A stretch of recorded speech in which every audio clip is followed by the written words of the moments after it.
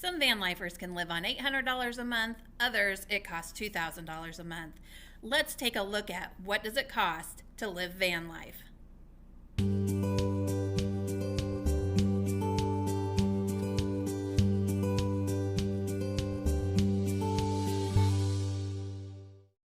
Life doesn't come without expenses and the need for a budget. There's no one size fits all, and van life can be lived luxuriously or minimally. How you live van life is different for and how somebody else lives. And so those factors are going to impact your budget. Factors like where you are in the country, how and where you camp, how you drive, how much you drive, if you eat out often or if you make primarily most of your meals, and what activities you do along the way. Some van lifers can live on $800 a month while others spend more than $2,000. It really depends on your approach to van life and if you approach it as your lifestyle or vacation. You're taking family road trips and you were young for vacation. Everyone loaded up into the station wagon, packed with all the road trip snacks. You stopped at all the souvenir shops and bought all the trinkets. Mom or dad splurged on meals or activities. And if that's your background, it's easy to forget you're not on vacation and let spending get out of hand. In 2016, I did a solo 80-day road trip everywhere east of Colorado, over $12,000. I was on vacation, and that's $151 a day. And that does include going to a concert to see Adele and a play on Broadway in New York City. Now that I'm living van life, I have to remind myself that I'm not on vacation. That way it's not a free-for-all. Solo female traveler with a small dog. I live in my minivan. I'm not financially wealthy, nor do I have a large savings. I work seasonally in the tax industry and have for years, as well as my Gypsy Wander business. I try to live as inexpensively as I can, but I do allow for occasional hotel stays and extended camping ground stays if needed. But in order to do this, I have to track my spending. Quick, I want to touch on what it cost me to get started in van life. And initially, my van was $6,000. I had a bit of maintenance done that is recommended at 200,000 miles. That cost me $2,000. I bought my road loft kit, a refrigerator, and my EcoFlow station. That was $10,819. Now, to be fair, I had a car that I sold and it was paid off. I sold it, bought my van, and had the maintenance done. So really that $8,000 for the van and the vehicle maintenance, I didn't really spend that money. I already had that. And so really just under $6,000 is what it cost me to get started in van life. I just wanted to go over some of those costs because those are not included in any of the budgeting information to come up. We look at what is cost to live van life. That's not considering the starting costs. Plan to be a full-time van lifer, you will no longer be paying mortgage or rent, utilities, but you will be paying things like insurance, phone, and other bills. And there may be some new expenses to consider. You might have a new expense category for gym membership, for showers, laundry box, occasional campgrounds, and additional work in your vehicle, because let's talk about van life specific expenses. Again, this can greatly vary based on your situation. I chose to purchase an older van with higher mileage, and while that saved my upfront expenses, it doesn't get the gas mileage efficiency newer vans would. I have a 2006 Toyota Sienna, and it gets about 18 miles per gallon if the little reader in my van is right. So gas mileage of your vehicle and the distance that you travel on a regular basis will determine how much you need to budget for this expense. Traveling quite a bit in September, October, and November. So we're going to take just a 60-day period. We're going to take September 22nd through November 20th. That's a full 60 days. And I drove 4,541 miles.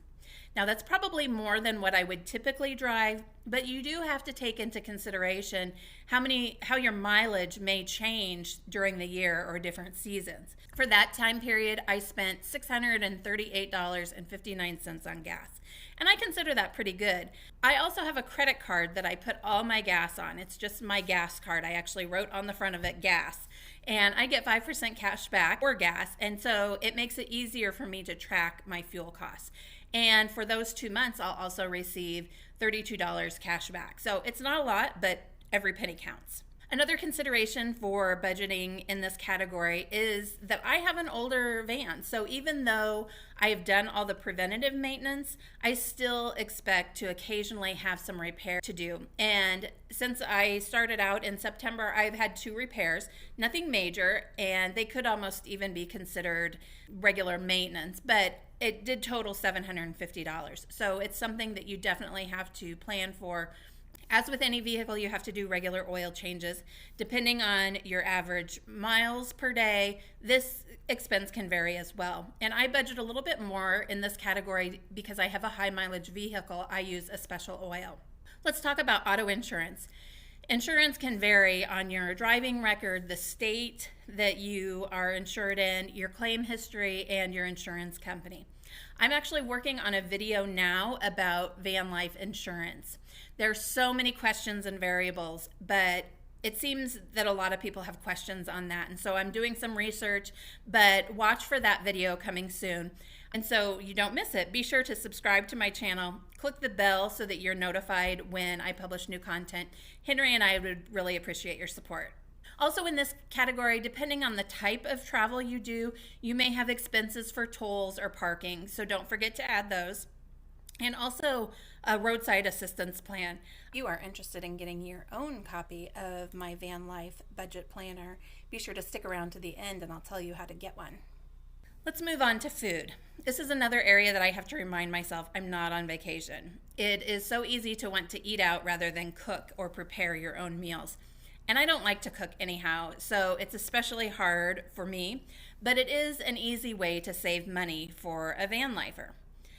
So we probably need categories here for groceries and for eating out.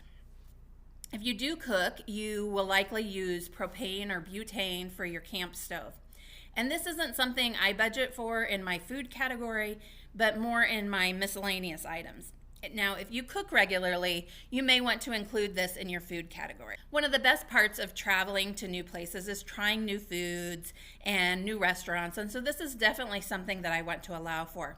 Just remember, if you need to cut back on expenses, this is one area that can make the biggest impact. I can't forget about coffee. I do make my own coffee when I'm in remote areas, but if I'm in a city, I generally go to McDonald's for coffee. McDonald's has really good coffee, if you didn't know. And this is something I keep track of separately because I feel like I have more control over it if I have it written down and know, gosh, this month I spent X number of dollars on coffee. I just feel like I have a little bit more control over that. I have a refrigerator, so I don't need to get ice regularly for a cooler, but I do know that some of you have a cooler, so don't forget to add ice. And same with water. I fill up when I'm at campsites or different places that I can get water. But occasionally I do purchase water from a store, and so you want to have something budgeted in that area as well. Okay, one of the best things about having a camper van is that you have your bedroom right behind you. And I generally try to find free parking spaces for overnight, but I still have expenses in the accommodations category. When you're out west, I think it's easier to find free camping, but I have not found many areas in the east and the Midwest. So I've stayed mostly in hotel parking lots and Cracker Barrels. I have stayed at some state park campsites several times, and I tend to stay at a campsite if I need to hold still for a few days, or if I need a change of pace, or maybe I just need a shower and it's easier to stay at a campground. I haven't done any hotel stays, but I do allow for that. I do think that that's something that is occasionally a treat for yourself, especially when you're living in a van. And so when I was on my road trip in 2016, I did stay in hotels occasionally, especially when I was in the hotter parts of the country down south during the hottest parts of summer. So if you want to split those expenses up, you can certainly have separate lines for campsites and hotels, or you could put everything under accommodations. Now for personal expenses, showers is one category. There are a lot of places that you can shower while you're on the road. Some places you can spend a few bucks and have a shower. Maybe you choose to use a gym for your showers, and so you would want to put your gym membership here. You also have expenses for laundry. You will need to calculate how often you do laundry and estimate what that cost is going to be for you per month. You have your phone bill. Cell phones are probably never going away, and so you can't forget to add that expense to your budget. And then internet is another one. If you just rely on your cell service or maybe use your mobile phone as a hotspot.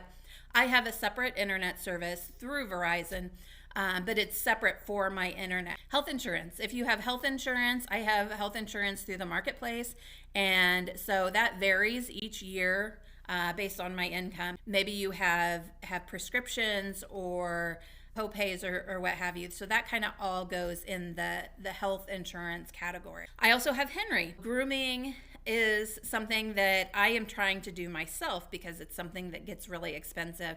Typically, I go to Tractor Supply stores and they have pet wash stations for $10 a wash. They have everything there that you need. They supply the towels and they have one of those high-powered blow dryers, which makes it really great. So pet washes and dog food I include in my budget. There is a lot of miscellaneous that doesn't fall into a specific category, but those things can really add up, and so you want to make sure you have something budgeted for them.